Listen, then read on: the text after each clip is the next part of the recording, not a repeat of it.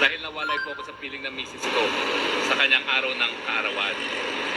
Pero ngayon po, bago pumunta rito, nakapagdiwang din po kami ng simpleng pagdiriwang at alam naman niya po na sa mulat mula, bata pa po kami.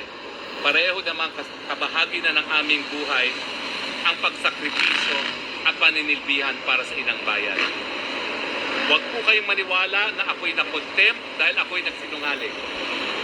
Uulitin ko po, 34 years of practice, wala pong alang hukumang na nagpakulong dahil hindi naka-attend sa isang hearing.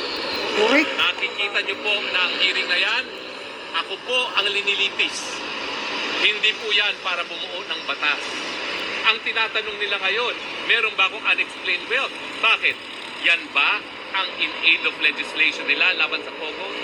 Ang tanging tanong, may kinalaman ba ako sa Pogo? Ang sagot, wala. Bagamat pilit nila akong dinadawit sa Pogo dahil ang sinasabi nila, si Presidente Duterte daw ang dahilan kaya umusbong ang Pogo at siya ang responsable sa Pogo. Tagal na nun eh. Pero anong nakita natin kung sino ang hari at reyna ng Pogo sang-ayon kay Maharlika? Sino ang hari at reyna? Ang hari ng Bakit ako ang itinuturo? Hindi naman ako ang nakipag-party-party sa mga Pogo. Hindi naman ako ang humingi ng pera sa mga Pogo. Hindi naman ako ang nakinabang sa mga Pogo.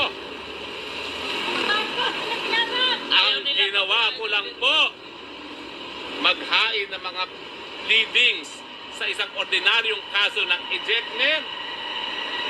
Yan ba ho ang tao na nakinabang sa Pogo? Kaya nga po, ang sasabihin ko, hindi ko po gustong bastusin ang Kongreso. Dahil ang Kongreso, dapat yan po ay balwarte at bulwagan ng representante ng taong bayan. Pero ang katunayan po, hindi na po sila nagiging tapat sa kanilang responsibilidad dahil pati po sa pagbubuo ng batas.